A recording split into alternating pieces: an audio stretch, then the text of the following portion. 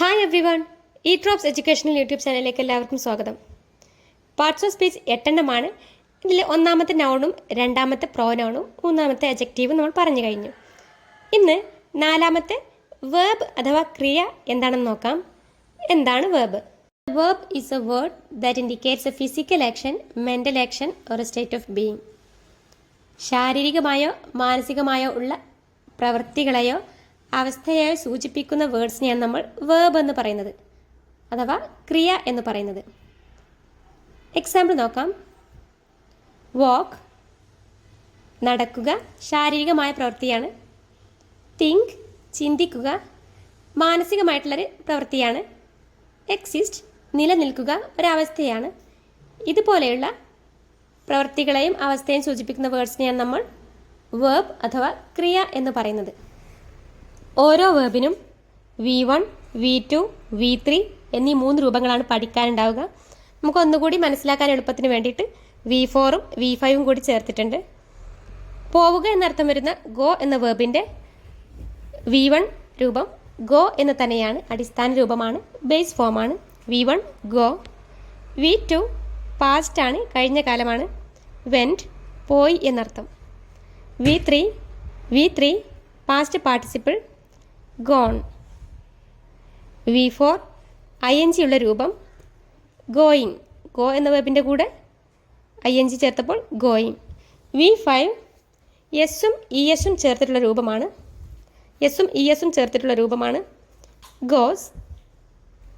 Go എന്ന വെബിൻ്റെ കൂടെ ES ആണ് ചേർത്തിട്ടുള്ളത്. ചില വെബ്സിൻ്റെ കൂടെ എസ് മാത്രമേ ചേർക്കുള്ളൂ. ഇത് വേർഡിൻ്റെ ലാസ്റ്റ് ലെറ്റർ അനുസരിച്ചാണ് നമ്മൾ എസും ESും ചേർക്കുന്നത്. ഗോ എന്ന അഥവാ V1 രൂപമായ ഗോ എന്ന വേർബിൻ്റെ കൂടെ എസും ESും ചേർക്കുമ്പോഴാണ് നമ്മൾ V5 കിട്ടുന്നത്. V1ൻ്റെ കൂടെ എസും ESും ചേർക്കുമ്പോഴാണ് V5 ആകുന്നത്. വേർബിൻ്റെ 5 രൂപങ്ങൾക്കും ഒരു എക്സാമ്പിൾ നോക്കാം. V1 go.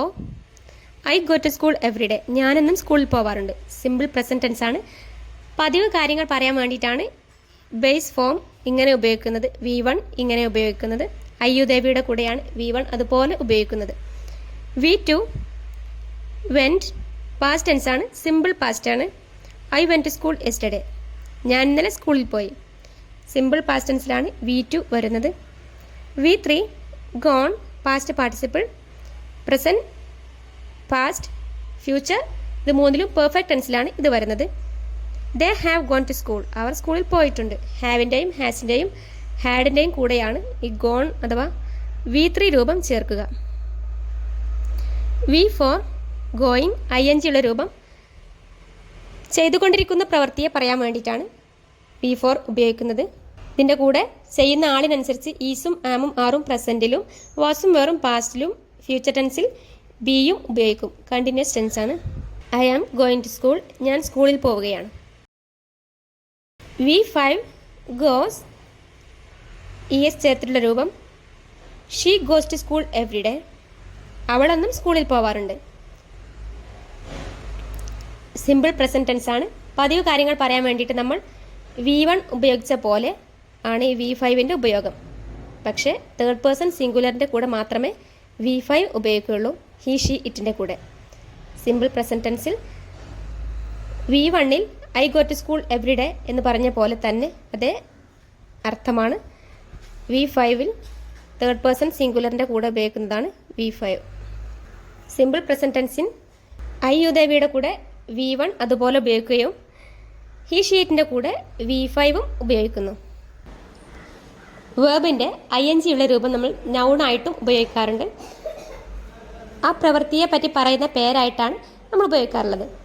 ഉദാഹരണത്തിന് വാക്ക് നടക്കുക, വാക്കിംഗ് നടത്തം. കുക്ക് പാകം ചെയ്യുക, കുക്കിംഗ് പാചകം. പാർട്സ് ഓഫ് സ്പീച്ചിലെ നാലാമത്തെ വേർബ് എന്താണെന്ന് എല്ലാവർക്കും മനസ്സിലായെന്ന് കരുതുന്നു. വേർബിൻ്റെ 5 രൂപങ്ങളും അവയുടെ ഉദാഹരണങ്ങളും നമ്മൾ പറഞ്ഞിട്ടുണ്ട്. കൂടുതൽ ഉദാഹരണങ്ങളും അവയുടെ ഉപയോഗങ്ങളൊക്കെ നമുക്ക് വരും ക്ലാസ്സുകളിലൊക്കെ പഠിക്കാം. ഇനി അടുത്ത ക്ലാസ്സിൽ അഡ്വേർബുമായിട്ട് വരാം.